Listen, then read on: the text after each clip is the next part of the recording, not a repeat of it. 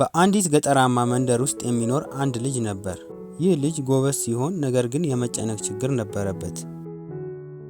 ትንሿ ችግር እንኳን እንደ ተራራ ሆና ትታየው ነበር። ፀሐዩ ትንሽ ጠንከር ካለ በጣም ይሞቃል፣ ሰው እንዴት በዚህ ፀሐይ ውስጥ ይሰራል ብሎ ያማርራል። አባቱም ስራ እንዲያግዘው ሲጠይቀው በጣም ይከብዳል፣ ጥሩ ስሜት እየተሰማኝ አይደለም ይለው ነበር።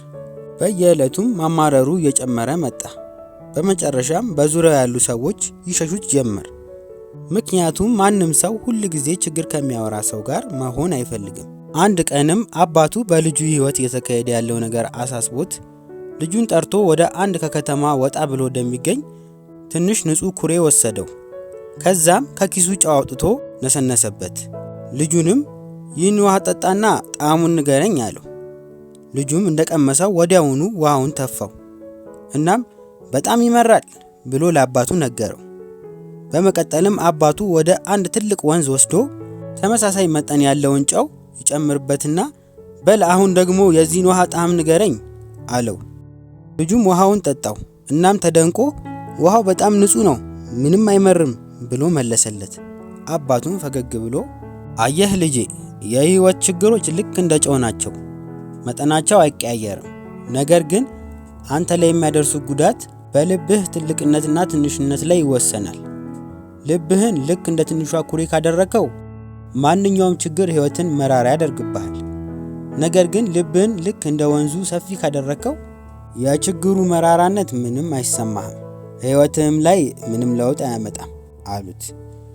ትንሹ ልጅም ይህንን ሲሰማ በህይወቱ ለመጀመሪያ ጊዜ ችግሮች ያንን ያህል የተጋነኑ እንዳልሆኑ አስተዋለ።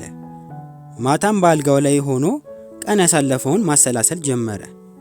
እንደ ትንሹ ኩሬ ከሆንኩ ህይወቴ መራራና በስቃይ የተሞላ ይሆንብኛል። ነገር ግን እንደ ሰፊው ወንዝ ከሆንኩ ሁሉም ነገር ቀላል ይሆንልኛል ብሎ ለራሱ ነገረ። በነጋታውም አባቱ ውሃ ተሸክሞ እንዲያመጣ ሲያዘው ከማማረር ይልቅ ፈገግ ብሎ ያጠነክረኛል እንጂ አይጎዳኝም ብሎ ውሃውን ይዞ መጣ። ፀሐያም ስታቃጥለው ምንም አላማረረም። ነገር ግን በጊዜ ሂደት ለምዷለሁ፣ ምንም ሊያደርገኝ አይችልም ብሎ ለራሱ ነገረ። ሲጀምረው ቀላል አልነበረም። ነገር ግን ከጊዜ በኋላ ችግሮችን ተጋፍጦ የሚያሸንፍ ስብዕና መገንባት ቻለ። እኛም በህይወታችን ምን ጊዜም ቢሆን ችግሮች ያጋጥሙናል። አንዳንድ ቀኖች በጣም ከባድ ይሆናሉ፣ አንዳንድ ምሽቶች ደግሞ የማያልፉ ይመስላሉ። ነገር ግን ማማረር መፍትሄ አይሆንም። መፍትሄ የሚሆነው ማደግ ነው። ችግሮች ምን ጊዜም አያንሱም፣ ሁሌም ያድጋሉ። ነገር ግን መፍትሄው ራሳችንን ማሳደግና ከችግሩ በልጠን መገኘት ነው።